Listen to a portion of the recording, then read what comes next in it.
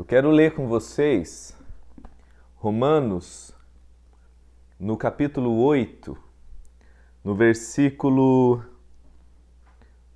14 em diante, diz assim: Porque todos os que são guiados pelo Espírito de Deus são filhos de Deus, pois vocês não receberam um espírito que os escravize para novamente temerem, mas receberam o Espírito que os adota como filhos, por meio do qual clamamos, Abba, Pai. E o próprio Espírito testemunha ao nosso espírito que somos filhos de Deus. E se somos filhos, então somos herdeiros, herdeiros de Deus e co-herdeiros com Cristo, se de fato participamos dos seus sofrimentos, para também participemos da sua glória. Mas eu quero dar ênfase aqui no versículo 15 e o 16 que diz: Pois vocês não receberam um espírito que os escravize, para novamente temerem, mas receberam o Espírito que os adota como filhos, por meio do qual clamamos, Abba, Pai. E o próprio Espírito testemunha ao nosso espírito de que somos filhos de Deus. Esse texto, esse capítulo de Romanos 8, nós podemos dizer que seria um dos principais capítulos de toda a Escritura, das cartas de Paulo, de tudo que foi escrito como revelação. Romanos 8, podemos dizer que é uma das principais transcrições da revelação escrita. Mas esses versículos que nós lemos, eles, quando entendidos, compreendidos, eles carregam um poder inerente do Evangelho que é completamente transformador. Quando você o entende, compreende e passa a experimentar a realidade que ele declara. Por que a gente tem que entender por que Paulo falou o que falou, escreveu o que escreveu para esses irmãos da igreja de Roma? Se você vê, ele inicia o texto falando assim, portanto, porque ou pois, dizendo que ele estava trazendo um raciocínio, uma lógica de como lidar com as situações anteriores e também com uma lógica de todo um conhecimento que ele estava transmitindo. E Paulo, se você ler toda a transcrição do texto, você vai ver que ele está falando com esses irmãos que estavam tendo que lidar com os problemas do dia a dia, com as lutas e os desafios que envolvem a existência humana e que muitas vezes envolve perseguição, no caso deles, perseguição de maneira objetiva, e todos os problemas que envolvem a existência humana, situações difíceis, mas especificamente nesse contexto, o que ele está querendo tratar é justamente daquela que nós podemos dizer que seria das mais desafiadoras e mais difíceis das lutas humanas, que é aquelas que acontecem dentro de nós. Aquela que nós brigamos e sem perceber, muitas vezes nós estamos existindo em um estado de escravidão, de ansiedade, de pânico, de medo e de todo tipo de ciclo vicioso que muitas vezes não se manifesta com drogas ilícitas. Muitas vezes você não se torna um alcoólatra ou não se torna um bandido que rouba, mata, mas você é alguém que muitas vezes luta com questões, com ciclos viciosos no seu interior, que você não sabe como lidar com aquilo. Que aquilo parece que controla, quando você vê, você faz de novo. Você se entrega àquilo que você reprovava. quando você vê aquela situação está te controlando novamente, você vive aflito, ansioso, porque você não sabe lidar com a relação com aquela pessoa, com aquele trabalho, com situações da existência onde as maiores lutas não são as que são travadas ao seu redor, mas aquelas que você se percebe travando consigo mesmo, porque o tempo passa e parece que aquilo não se acalma, não se resolve, não se pacifica. E no caso desses irmãos, a semelhança de vocês, muitas vezes essas pessoas, como nós, eles tinham se envolvido e se rendido ao Senhor Jesus, crido no Evangelho, crido na salvação, que Jesus tinha quebrado as suas maldições. Porém, eles perceberam com o tempo que aquelas situações, muitas vezes inconscientes, que ainda os controlava, que ainda os deixava aflito, esse muitas vezes um poder que crescia contra a vida dentro deles, que fazia com que eles não soubessem o que fazer, porque o fato deles já estarem no ambiente da fé, serem pessoas de fé, serem pessoas que se sabiam de Jesus, mas eles olhavam para a própria existência deles e percebiam conflitos que ainda permaneciam. Percebiam situações que ainda os escravizava. Percebia que havia dimensões no interior deles que ainda não estava pacificada, não estava provando liberdade, paz, alegria. Ao contrário, só existia eles estavam deprimidos, ansiosos, aflitos. E Paulo, nesse trecho, a gente tem que entender por que isso muitas vezes acontece comigo e com você, a semelhança com o que acontecia com aqueles irmãos.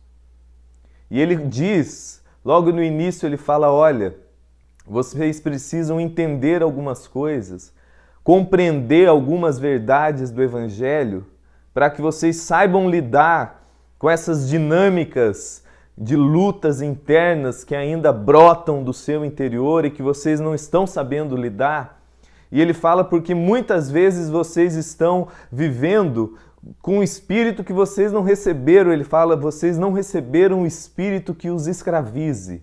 Mas o que isso tem a ver com o que eu sofro, com as minhas angústias que nunca se resolvem, com os meus pânicos que nunca se acalmam, com as minhas depressões que nunca passam, com as minhas ansiedades que só se intensificam dentro de mim?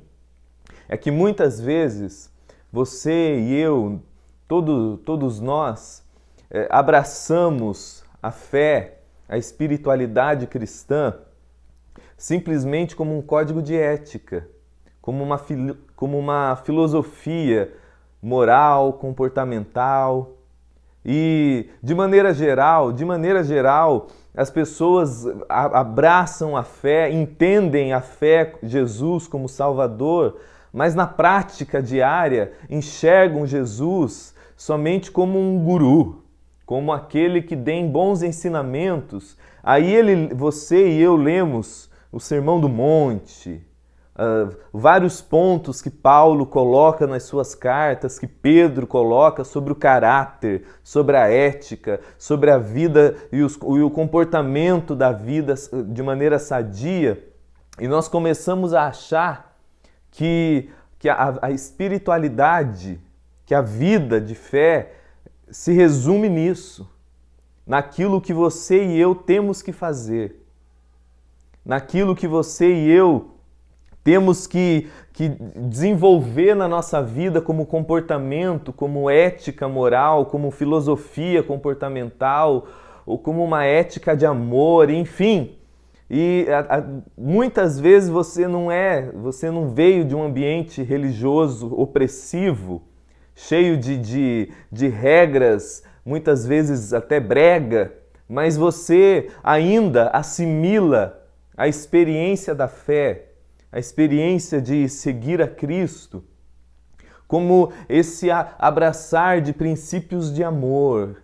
E você, sem perceber, você começa a interpretar a si mesmo e a existência com essa perspectiva legalista, com essa perspectiva que não liga para certos códigos de conduta que você já considera brega, mas você ainda se interpreta e interpreta a existência à sua volta com as leis que são ditadas ou pelas escrituras ou pelas leis do ambiente que você segue, as leis das mídias sociais, as leis do capitalismo, as leis da sua família, as leis que você herdou do pai, da mãe, da tia, que para ser alguém você tem que ser assim, você tem que estar assado, você tem que ter esse tipo de família, vestir-se assim, falar assim,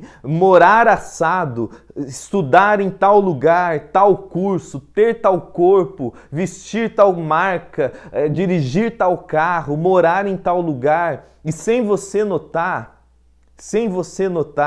você começa a interpretar a vida e a si mesmo com esses códigos, com esses pacotes. Aí, quando você começa a viver a experiência de fé, a experiência cristã, a experiência do Evangelho, tudo isso só é intensificado agora pelos princípios do Evangelho, onde você fala assim, viu? Somado a tudo que eu já ouvi da minha família, somado a tudo que eu ouço da sociedade, das minhas amigas, dos meus parentes e de tudo mais que estão determinando como o mundo é e como eu devo ser para o mundo, soma-se isso aos princípios que você lê nas Escrituras. E sem você notar, começa a crescer em você temor, um espírito porque você começa a viver por causa dessa perspectiva legalista da vida.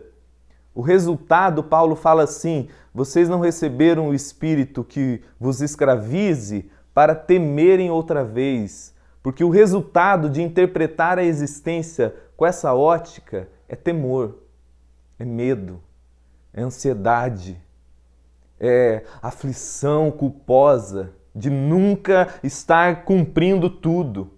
O resultado, quando você lê, você começa a existir numa caminhada de competição, de uma aflição angustiada, porque você não está conseguindo fazer o que está todo mundo pedindo.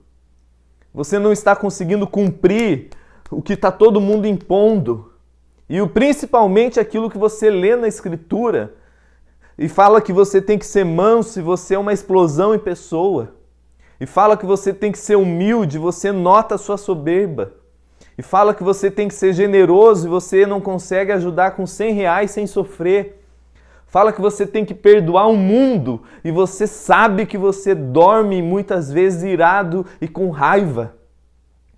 E a sua experiência existencial, pelo fato de ser com essa perspectiva legalista, de interpretar o mundo com esses códigos de leis morais, somados sobre isso, a experiência da religião e da fé cristã, aonde você abraça Jesus apenas como esse grande mestre, que tem bons ensinos e que te dá esses ensinos para a vida. Então são esses ensinos que agora se somam à minha existência, em tudo que eu tenho que fazer para que eu viva esse algo que me é colocado, seja pela minha mãe, pela minha tia, pelo meu pai e agora por Deus.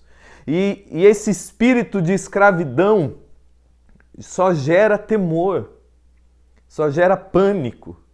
Só gera esse sentimento aflitivo de nunca estar à altura do que me é colocado. Esse sentimento angustioso de nunca estar sendo completo no que me é demandado. E eu quero que você entenda isso. E isso é algo que se você compreender, vai gerar um outro olhar de como lidar com a sua alma nessa questão. Você precisa entender que inconscientemente existe uma dimensão que a gente não consegue entender, que a gente não consegue pegar, que a gente não consegue tirar o raio-x, que é extremamente inconsciente, ou seja, eu não tenho consciência daquilo. E que é justamente essa questão que esses irmãos estavam lidando, que Paulo chama numa linguagem teológica de o pecado que habita em mim.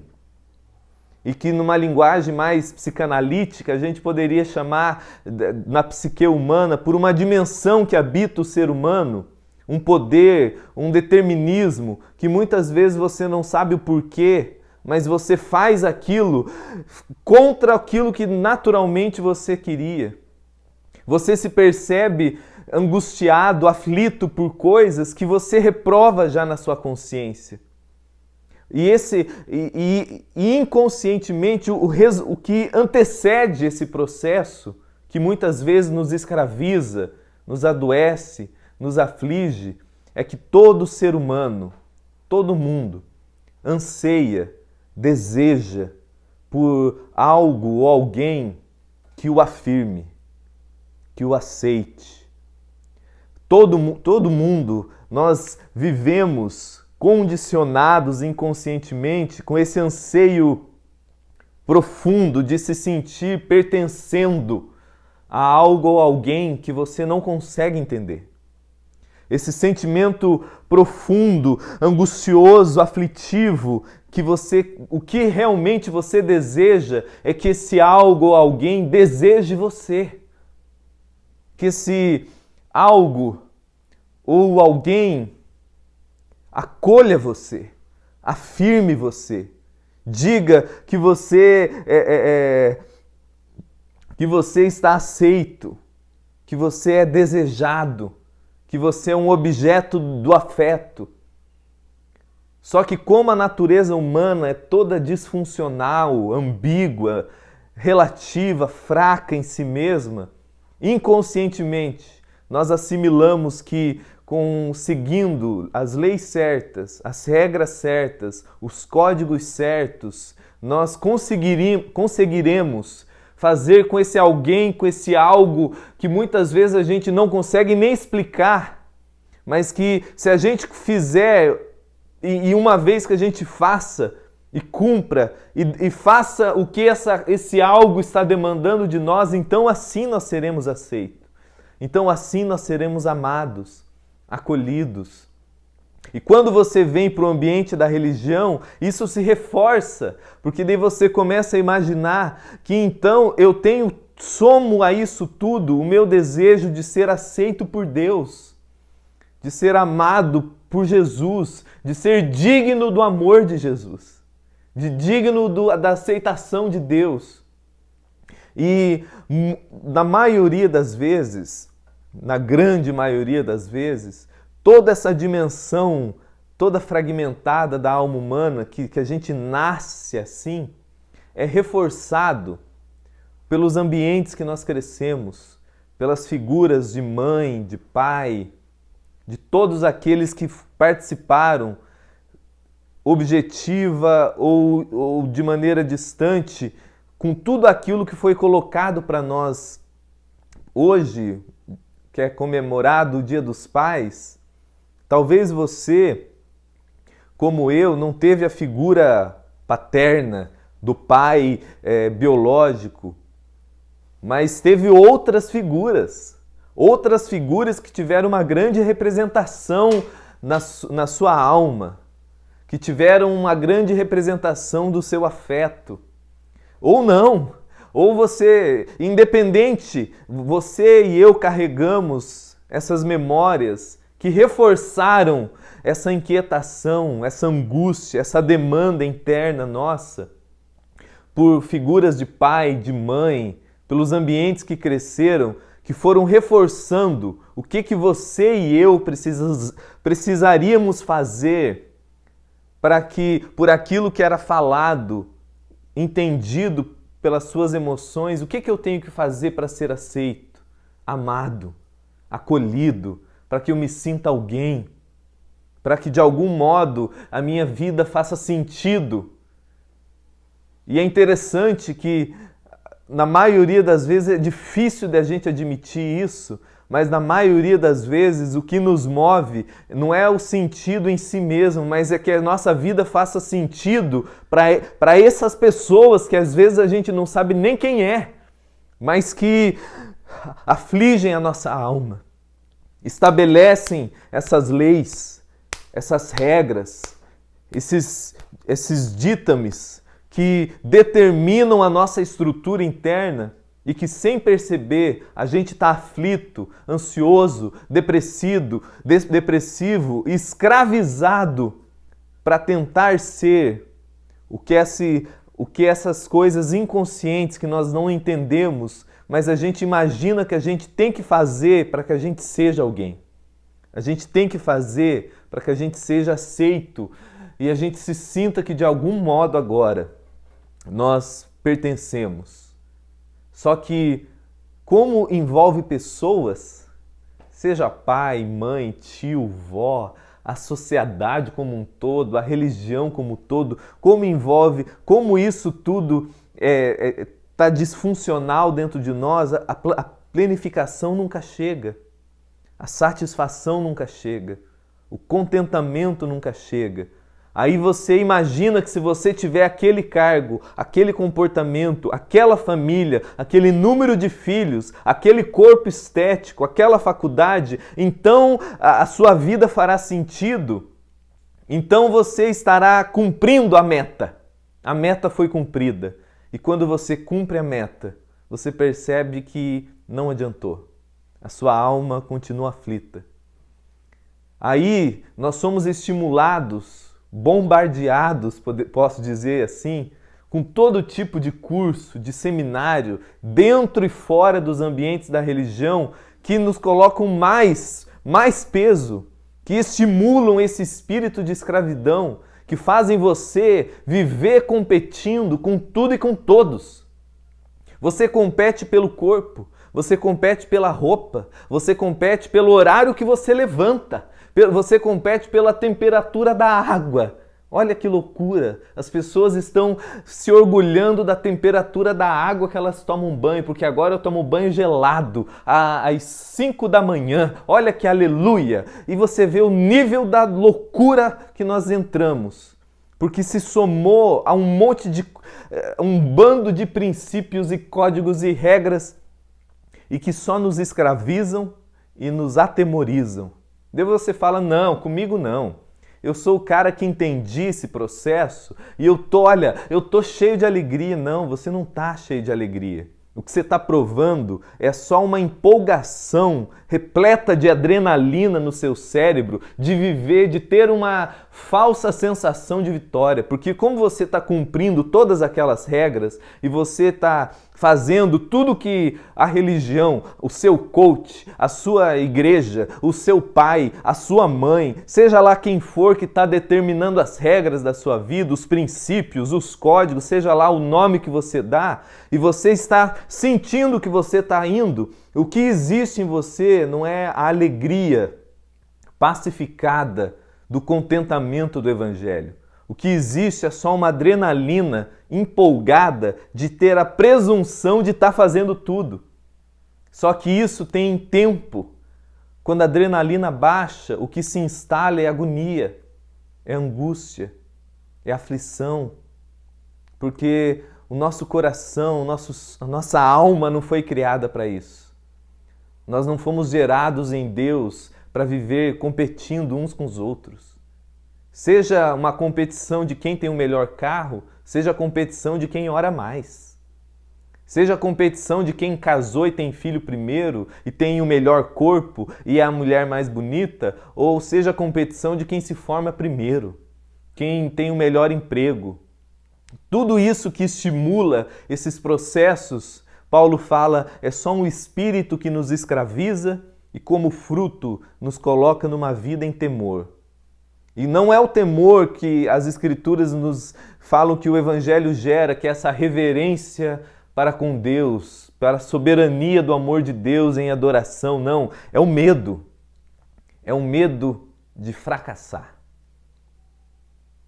Ouça o que eu vou dizer. O que te aflige, o que te deixa ansioso, o que gera pânico, o que te faz muitas vezes achar que não está dando certo, é porque existe esse medo do fracasso. O medo, e quando eu falo fracasso, às vezes para você não tem nada a ver com dinheiro. Às vezes é o fracasso de não conseguir cumprir as minhas metas, não conseguir viver os padrões que eu me coloquei. E hoje em dia, o máximo que o processo ao nosso redor, psicológico, até mesmo terapêutico nos faz, é às vezes nos ajudar a ficar livre do que os outros nos impõem, a sociedade nos impõe. Daí você vive só para aquilo que você se coloca para você. E esse processo é tão escravizante quanto. Porque você carrega dentro de você, inconscientemente, essas dimensões, essas marcas psíquicas que já nós nascemos com isso e que estão só é estimulado e mais marcado pelos ambientes familiares, pelas figuras às vezes erradas de pai, de mãe, e que falaram, olha, para você ser alguém você tem que fazer isso. Para vocês, e você começa a sentir que para você ter o amor, a aceitação, o acolhimento, você tem que cumprir o que você carrega dentro de você. Aí chega o Evangelho e acende a luz. E Paulo fala, não foi para isso. Não é isso o que o Evangelho te chama a viver. Não é isso que o Evangelho te chama a experimentar na vida. Ele fala, o Espírito que vocês receberam não é esse de escravidão, que só gera temor. Foi para a liberdade, Paulo fala aos Gálatas, que Cristo vos libertou. E aos Colossenses 2 ele fala, olha, uma vez que vocês são de Cristo, não permitam que ninguém vos escravize com uma falsa humildade falando que vocês podem comer, beber, se vestir, que horário que vocês têm que levantar, que marca que você tem que vestir, quanto você tem que ganhar por mês, qual é o tamanho que tem que ser a sua casa. Não permitam que as pessoas, nem você mesmo, se determine isso, porque isso é a receita da escravidão. Isso é a receita do temor, do medo, da ansiedade. Só que o Evangelho coloca, e eu queria, de maneira bem simples, duas verdades que se a gente começa a entender, compreender e receber em fé, algo começa a realmente se alterar. Porque o fato de você ter sido chamado por Deus, crido no Evangelho, crido em Cristo, crido no amor de Deus e tudo mais, não faz com que esse processo simplesmente pare, porque você permanece tendo uma alma fragilizada, ambígua. O seu espírito é regenerado. Quem você é em Deus nasceu de novo, mas você ainda lida com a sua alma, com o seu inconsciente, com o pecado que habita a natureza humana. Só que o Evangelho nos dá um entendimento, a luz de entender o processo, de entender quando essas demandas angustiosas querem vir para nos escravizar, para que você perceba o processo e o interrompa. Porque a luz, a verdade do Evangelho é que o ciclo é quebrado, a luz foi acendida. E eu queria destacar duas coisas que Paulo fala aqui. Ele diz assim, vocês não receberam o Espírito que os escravize para novamente temerem, mas receberam o Espírito que os adota como filhos, por meio do qual clamamos, Abba, Pai. E o próprio Espírito testemunha ao nosso espírito que somos filhos de Deus. Então, qual que é a resposta do Evangelho para lidar com essa situação em nós? Com essas lutas internas, que muitas vezes reforçadas pelos ambientes familiares que crescemos, por pai, mãe, que em si mesmo não tinham muitas vezes a intenção de te destruir, simplesmente estavam passando para você o que eles receberam deles, mas que está para além deles. Entenda, os traumas que você carrega, as marcas que muitas vezes te escravizam, estão para além do seu pai e da sua mãe. dizem respeito a essa demanda interna que anseia por esse pertencimento, por esse acolhimento, por esse amor, por essa afirmação, por uma identidade, por saber que você é desejado. E que isso se transfere para pai, para mãe, para sociedade, para esposo, para filhos, para carreira, para um monte de coisa. E o Evangelho fala: o ciclo foi quebrado, a maldição foi desfeita, o karma foi destruído. Agora o Evangelho me diz verdades ao meu respeito, sobre a minha existência, sobre tudo em mim, que me dão um novo entendimento para que eu lide com esse processo. E a primeira verdade que o Evangelho proclama é que em Cristo, eu não apenas fui perdoado, que as minhas maldições foram quebradas, que muitas vezes a gente entende, sim, o Evangelho como esse perdão de Deus. E daqui a pouco nós vamos celebrar a ceia e como esse perdão absoluto, e que em si já é maravilhoso. Mas o Evangelho é a proclamação de que em Cristo, pelo que Cristo fez na cruz, pela obra consumada de Jesus em meu lugar e em meu favor, eu não apenas fui liberto e toda a maldição foi quebrada, todo pecado foi perdoado, tudo em mim foi redimido, perdoado para sempre, mas eu fui inserido, eu fui feito filho de Deus e inserido na aliança, numa aliança eterna. O que Paulo está falando ali, olha, vocês precisam entender. Por mais que muitas vezes isso seja uma verdade somente mental, isso precisa penetrar o mais profundo do ser de vocês, ao ponto de vocês se alegrarem e se regozijarem nisso, para que isso seja um objeto de louvor no seu coração. Que você, em Cristo, o Evangelho é a proclamação de que você foi feito um filho de Deus. E que você foi inserido em uma nova aliança. Você se tornou membro da família de Deus. Você se tornou alguém que pertence a Deus. Que você é amado de Deus. Que você é alguém que é desejado de Deus. O objeto de afeto de Deus. E o Todo-Poderoso Criador, Paulo fala, foi feito teu Pai. Porque você está em Cristo. Você foi feito um filho amado de Deus. E o Espírito que em nós habita, Paulo fala, que nós recebemos dele, essa nova natureza de filho de Deus, o clamor que existe no meu e no seu coração, mesmo que às vezes a gente não consiga descrever, e por isso que muitas vezes a gente se frustra por tentar suprir isso em coisas desse mundo, mesmo que sejam coisas bacanas, como filhos, família, trabalho, mas que ainda só te escraviza, Paulo fala assim, o clamor que existe dentro de você pelo Espírito de Deus é Abba Pai, Pai, Paizinho, Pai amado. Abba Pai é a palavra que foi usada pelo apóstolo Paulo, se referindo às palavras usadas por Jesus, que é algo que, para além de uma relação formal, de uma relação cheia de medos, de culpas, de receios de ser de uma hora para outra apanhar, ser escorraçado, não. Mas é a certeza de que, pela certeza de que você está aceito, pela certeza de que em Cristo você é amado, que não foi que tudo aquilo que dentro de você imaginava que você tinha que cumprir, todas as regras, todas as leis, todos os princípios, todos os códigos, tudo aquilo que te aflige, que te atemoriza, que te dá um senso de que você vai fracassar, o Evangelho é a proclamação de que foi tudo feito e Cristo cumpriu perfeitamente.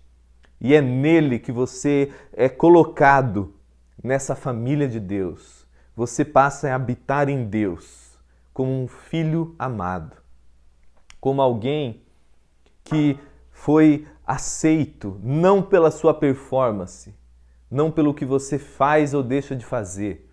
O Evangelho é a proclamação de que a sua aceitação, o fato de você ser aceito na família de Deus, de você ter sido feito um filho amado de Deus, perdoado, redimido, acolhido, amado de maneira visceral e no qual você é inseparável desse amor. É a certeza de que você, em Cristo, a obediência de Cristo, a cruz de Cristo não apenas liquidou com toda a questão negativa ao seu respeito, mas colocou você, vestiu você da justiça dele e colocou você numa relação como um filho amado, onde tudo o que precisava ser feito já foi feito, onde tudo aquilo que precisava ser cumprido já foi cumprido. Quando Jesus disse, está consumado, é que tudo que você e eu precisávamos fazer para não apenas lidar com a nossa dívida, com o nosso pecado, com as nossas transgressões, com as nossas falhas, tudo em nós foi perdoado, redimido, quebrado para sempre, porque Ele disse está pago, está consumado, está feito. Mas não apenas isso, você pode carregar a certeza de que hoje você é acolhido num relacionamento profundo e visceral no amor de Deus, como um filho amado, que é o objeto do amor de Deus, que é aquele em quem Deus tem prazer. Essa é a voz do Evangelho sobre você. Se tudo em você foi formado por esses 1 milhão de vozes que só lhe adoeceram, que até a sua voz da sua consciência muitas vezes lhe adoece, e a voz da sua mãe, do seu pai, do seu tio, da sociedade, tudo ao seu redor só coloca para você códigos, éticas, leis, princípios, regras, a ética da família, a ética da religião, a ética da sociedade, a ética do capitalismo, os códigos, e que quando você vê, você só está aflito, atemorizado. E o Evangelho é a proclamação que tudo isso foi finalizado. O Evangelho fala silêncio, está tudo consumado. Em Cristo, toda a lei foi cumprida. Todo código de ética foi estabelecido e cumprido nele. Cristo obedeceu por mim. Cristo fez tudo o que precisava para que eu fosse plenamente aceito. Plenamente, não apenas plenamente perdoado, porque Ele me perdoou para sempre, mas plenamente aceito, porque Ele cumpriu a lei para sempre. A lei foi cumprida, por isso que Romanos 10 fala, o fim da lei é Cristo, para a justiça de todo aquele que crê. Significa que eu não preciso viver uma vida ética, que eu não sou estimulado pelo Evangelho a viver uma vida de amor, de perdão, de misericórdia, sim. Mas isso tudo eu não faço mais para tentar ser alguém.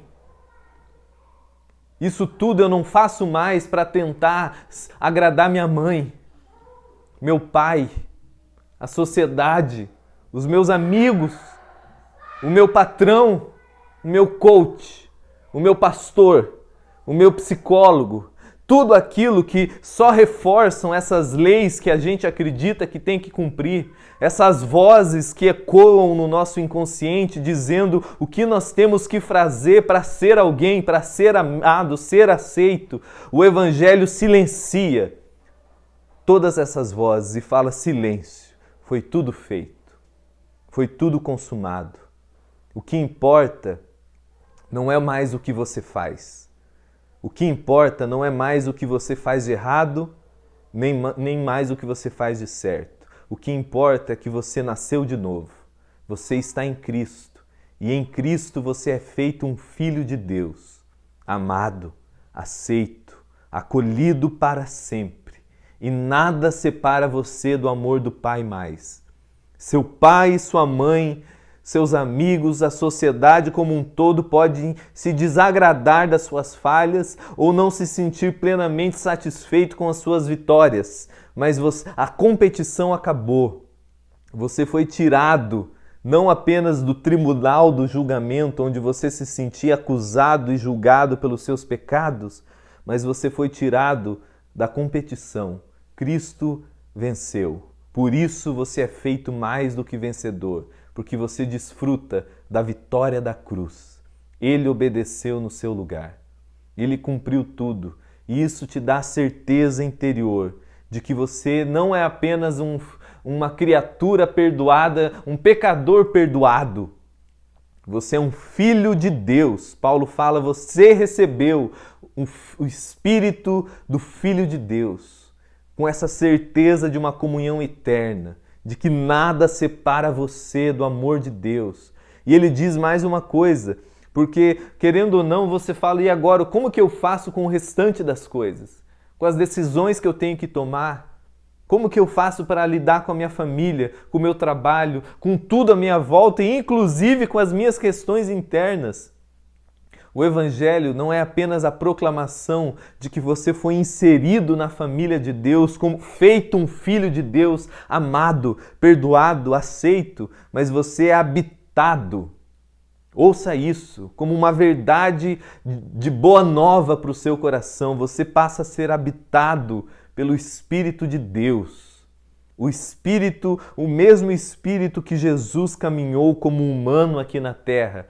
Paulo fala aqui em Romanos 8, nós recebemos desse Espírito. Nós passamos a ser habitado pelo Espírito do Pai, pelo Espírito Santo de Deus, pelo mesmo Espírito que habitava Cristo. Hoje habita você e a mim. E hoje você e eu, meus irmãos, podemos ter a certeza de que a nossa caminhada, o nosso dia a dia, nós não vamos lutar mais na nossa força. Nós temos sim que fazer algumas coisas, decisões, escolhas, passos, agir, trabalhar, fazer muitas vezes aquilo que a gente não sabe nem como. Mas Paulo nos dá a certeza de que nós não fazemos isso mais na nossa força, na nossa capacidade. Nós estamos livres não apenas de saber que a gente não tem que fazer para ser aceito, acolhido, porque já estamos aceitos, estamos acolhidos, mas nós temos a certeza de que nós fomos empoderados, capacitados, habitados por esse poder espiritual, para então fazer o que tem que ser feito, para que a gente faça simplesmente para viver para a glória do Pai, com esse poder que nos habita, que não apenas nos convida e nos coloca nesse relacionamento na família de Deus, mas nos dá poder espiritual, para cada dia mais crescer nessa realidade, quebrando os vícios que muitas vezes te escravizam, tomando as melhores decisões, te dando sabedoria, mas tudo isso é fruto da paz de saber que você já é aceito, amado, um filho de Deus que vive nessa nova aliança com o Pai. E é isso que eu quero te encorajar a celebrar comigo agora na ceia. Porque a ceia do Senhor, se você tiver um suco de uva, um vinho e um pedacinho de pão, a ceia não é apenas a certeza de que todo o seu passado foi perdoado. Todos os seus erros de presente, passado e futuro foram destruídos na cruz. Tudo que há de errado, todas as suas fraquezas foram todas desfeitas e destruídas, pagas, consumadas em Cristo. Mas a ceia é a celebração da nova aliança, da certeza de que hoje em Cristo você habita uma nova aliança e você é habitado pelo Espírito dessa nova aliança, pelo Espírito de Deus, que você vive a vida não mais no seu poder, na sua força. Você está liberto da competição, porque Cristo venceu por você e você está nele. Você está liberto da necessidade de ter que provar para pai, para mãe, para tio, para vizinho, para todo mundo, porque tudo o que precisava ser feito já está feito em Cristo. Hoje você pode descansar nessa certeza de que você é um com Ele, um filho de Deus amado, alguém que foi acolhido nessa nova aliança. O Evangelho é essa proclamação, essa boa nova de que você foi colocado numa nova aliança como um filho de Deus. amado de Deus, aceito por Deus. E o sangue de Cristo derramado na cruz e o seu corpo moído e entregue por nós, essa certeza de que toda maldição foi quebrada e uma nova aliança nós fomos inseridos. A maldição quebrada e o início de uma nova relação como filhos de Deus, amados. Nessa consciência eu oro a Deus para que isso cresça e se expanda na sua consciência e que essa celebração simplesmente para que ganhe raízes no seu entendimento. O que a cruz consumou em nosso lugar e em nosso favor. Pode comer e beber.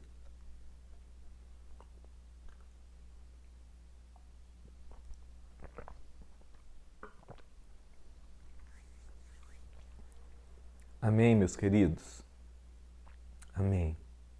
Obrigado, Pai. Obrigado. Obrigado porque hoje, por maior que seja o amor que eu tenho por meu pai, pela minha mãe, pelos meus tios, pelos meus amigos, pelo meu desejo de ser um cidadão que vive numa sociedade de maneira sadia, ética, amorosa, mas nada disso mais é a nossa referência de quem nós somos, a nossa referência de pertencimento no ser. Porque nós somos, porque nós já sabemos que nós somos aceitos, porque nós já sabemos que nós pertencemos ao Senhor como um Pai que nos ama, muito mais do que qualquer pai terreno, do que qualquer mãe terrena, com esse amor absoluto e incondicional que nos liberta de todo medo, que nos livra de toda competição predatória que só nos adoece, que muitas vezes estamos competindo até mesmo com aquilo que nós nos colocamos como padrão que a gente tem que cumprir, que só nos aflige. Mas o Evangelho nos liberta desse processo pela compreensão de que está tudo feito.